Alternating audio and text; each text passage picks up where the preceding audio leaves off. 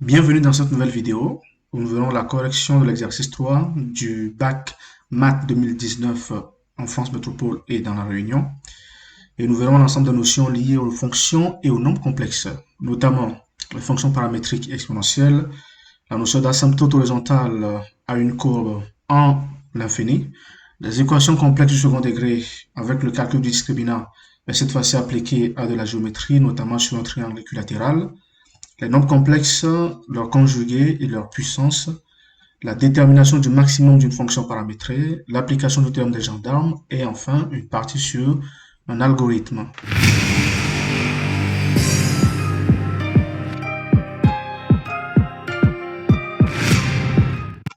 Alors, il s'agit dans cet exercice de dire si des affirmations sont vraies ou fausses tout en les justifiant.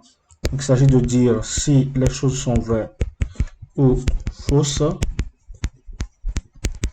avec quoi? Des justifications.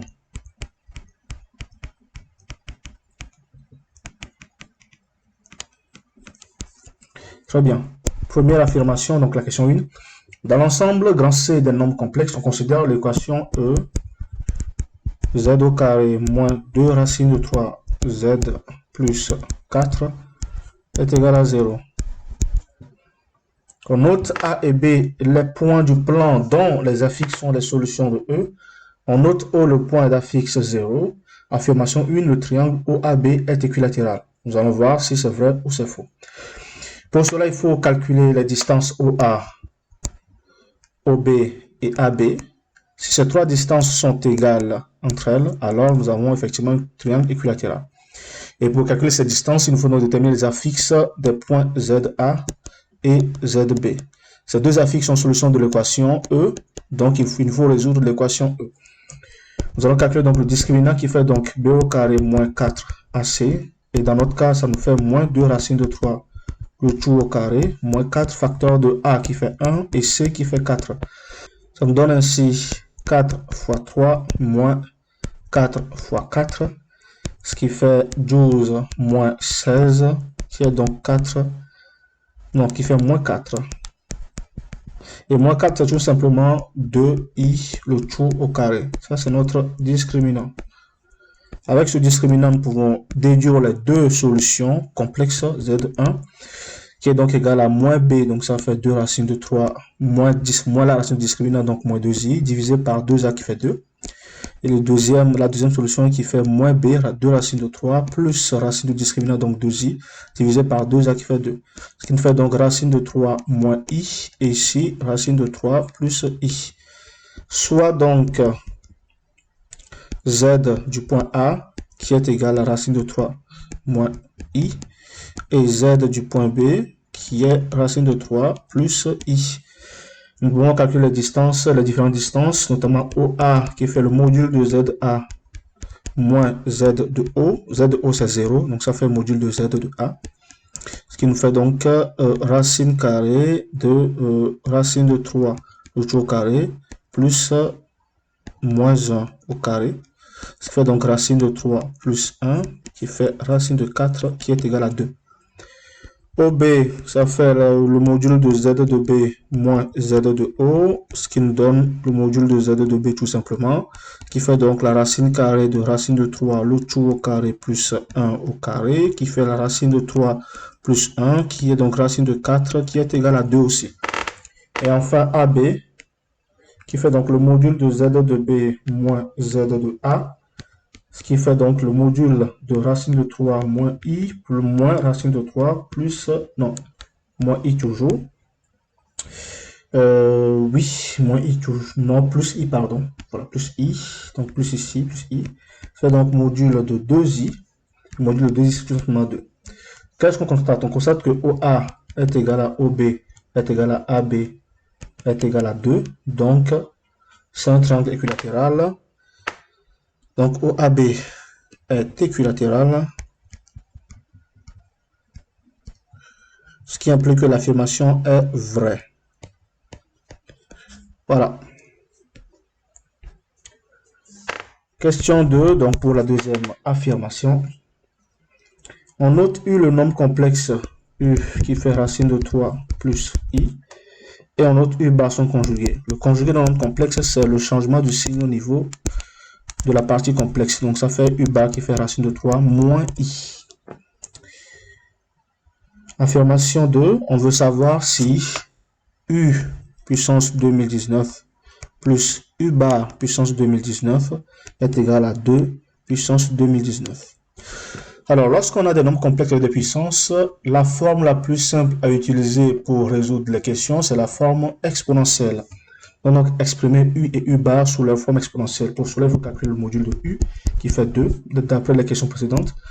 Et pour avoir l'argument, nous avons donc θ U qui fait racine de 3 sur 2. Et sinus θ U qui fait aussi 1 sur 2. Ainsi, θ U est égal à pi sur 6. Donc, θ U bar, ça fait moins pi sur 6. Ainsi, les formes exponentielles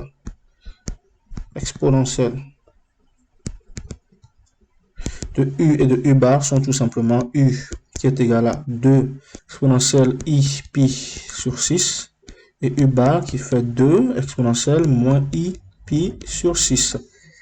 On peut donc élever tout ça à la puissance 2019, ce qui me permet d'avoir U qui est égal, donc U puissance 2019, qui est égal à 2 puissance 2019 fois exponentielle I 2019 pi sur 6.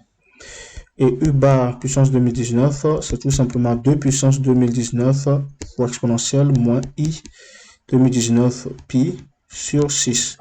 Or, qu'est-ce qu'on sait? On sait que 2019 a pour forme euclidienne, donc d'après la division euclidienne, nous avons 336 fois 6 plus 3.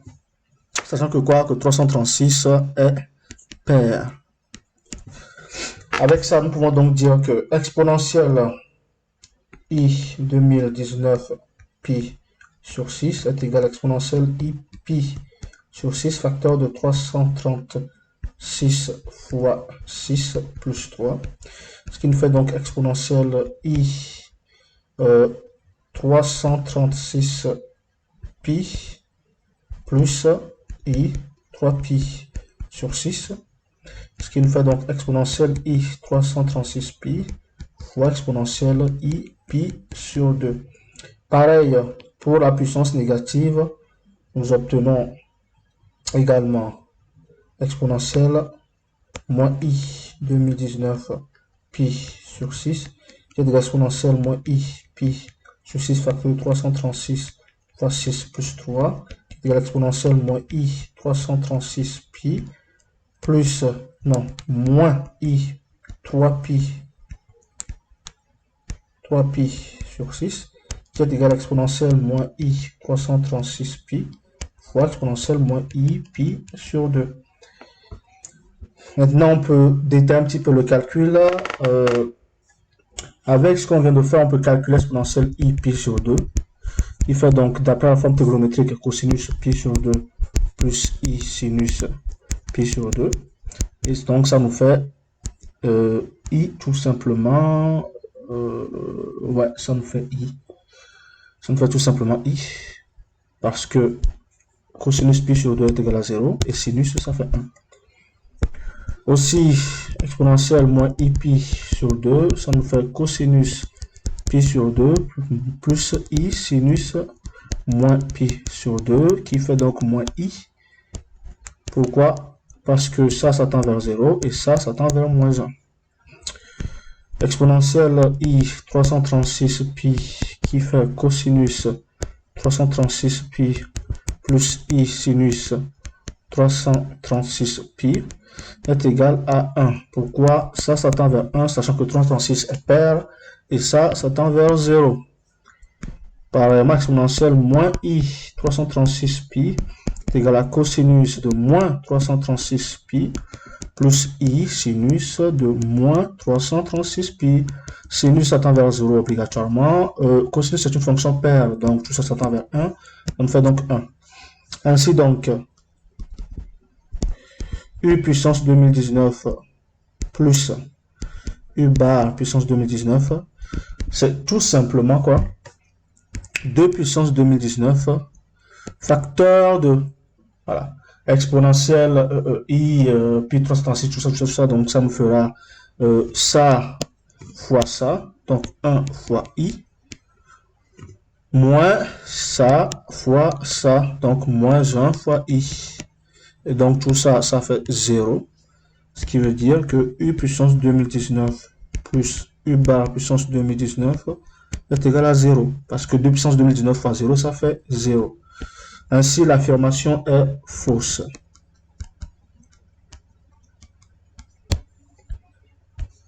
Affirmation suivante, la question 3. Soit n un entier naturel non nul, on considère la fonction fn définie sur 0 jusqu'à plus l'infini par le point f de fn de x est égal à x exponentielle moins nx plus 1. L'affirmation que nous devons vérifier, c'est pour tout entier naturel n supérieur ou égal à 1, la fonction fn admet un maximum. Pour ça, il faut calculer quoi? La dérivée de fn de x, qui nous fait donc exponentielle moins nx plus 1, plus x facteur de moins n exponentielle moins nx plus 1. Ça nous fait donc exponentielle moins nx plus 1, facteur de 1 moins nx. Ça, c'est la dérivée fn' de x. Avec cette dérivée, on peut déduire le signe de la dite dérivée. Exponentielle moins nx plus 1 est positif, quel que soit x appartenant à 0 jusqu'à plus l'infini. Ensuite, 1 moins nx est positif. Bon, déjà, ça s'annule lorsque quoi? Lorsque x est égal à 1 sur n. Voilà. On peut donc établir un tableau de signes que l'on va compléter par un tableau de variation tout simplement. Voilà. Donc ici, nous avons x, ici nous avons 1 moins nx, nous avons f'n ici et fn ici. Donc 0 jusqu'à plus l'infini, passant par 1 sur n, ça annule cette partie, mais également la dérivée. Donc ça dit qu'on a un extrêmement à ce niveau. Donc la fonction avant 1 sur n, c'est tout simplement positif, et après c'est négatif. Positif et négatif. Donc positif et négatif. Donc une fonction qui est croissante et qui sera après décroissante, avec ici fn de 1 sur n. Qu'est-ce qu'on remarque? Que puisque la fonction croissante et décroissante par après, c'est que la fonction admet effectivement un maximum. Donc, fn admet un maximum en x égale à 1 sur n. Donc, l'affirmation est vraie.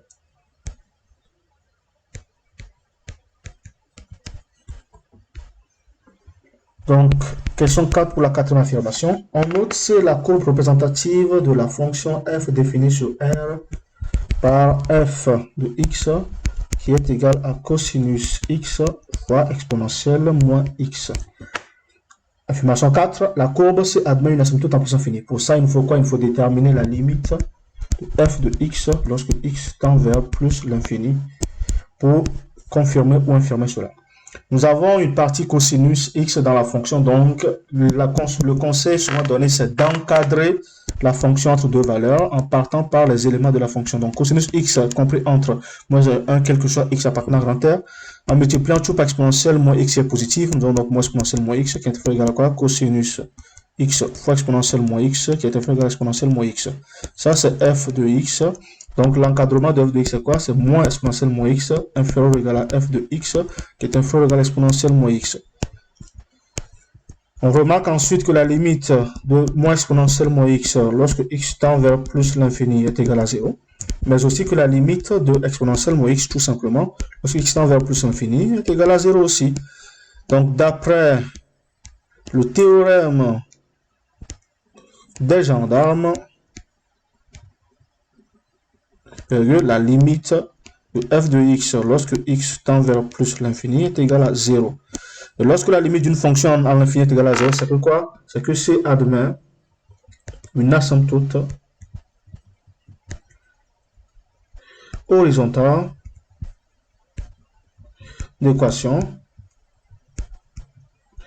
y égale à 0, qui équivaut tout simplement à quoi? À l'axe des abscisses comme asymptote. Abscisse comme asymptote.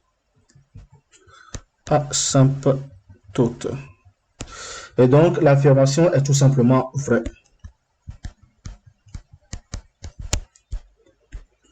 Dernière question et donc dernière affirmation. Soit grand A un nombre réel strictement positif. On considère l'algorithme ci-contre. On suppose que I contient la valeur 15 en fin d'exécution. Donc, en fin d'exécution de l'algorithme, virgule I égale à 15. Affirmation 5, 15 ln de 2 est inférieur ou égal à ln de A, inférieur ou égal à 16 ln de 2. Alors, lorsqu'on regarde l'algorithme, l'on s'arrête tant que quoi? Tant que 2 puissance I est inférieur ou égal à grand A. Et ensuite, I, on lui assigne I égale à I plus 1. C'est-à-dire que si I contient 15, c'est que tout simplement quoi? C'est que 2 puissance I, c'est que tout simplement 2 puissance 15 est supérieur à A strictement. Et 2 puissance 14 est inférieur ou égal à grand A. Ça, c'est ce que ça veut dire en utilisant l'algorithme. L'encadrement de A, c'est donc quoi? 2 puissance 14 inférieur ou égal à grand A, inférieur ou égal à 15. Bon, ici, il y a... Non, 2 puissance 15, pardon. Ici, il y a une infériorité stricte. En appliquant la fonction ln, nous aurons donc ln de 2 puissance 14 inférieur ou égal à ln de grand A est inférieur strictement à ln de 2 puissance 15. D'après les propriétés de ln, nous obtenons donc 14 ln de 2 inférieur ou égal à ln de grand A inférieur à 15 ln de 2. Et ça, qu'est-ce qu'on remarque? C'est différent de ce que l'affirmation nous dit. Et donc, l'affirmation, elle est fausse. Pas le résultat, mais l'affirmation. Ce fut donc la dernière question de cet exercice. Et donc, cette vidéo prend fin. Je vous remercie d'avoir suivi cette vidéo. Je vous invite à me suivre régulièrement et à suivre régulièrement ma chaîne. Je vous invite également à liker cette vidéo, voilà celle-ci. Je vous invite à la commenter avec vos questions et vos interrogations. Je vous invite également à vous abonner à cette chaîne parce que vous verrez régulièrement de nouvelles vidéos qui parlent de sciences, d'études académiques et j'en passe. Je vous invite enfin à consulter la description de cette vidéo pour y voir mon adresse mail sur laquelle vous pouvez m'envoyer des exercices un peu plus compliqués et des interrogations que vous aurez du mal à mettre dans les commentaires. Merci, à bientôt.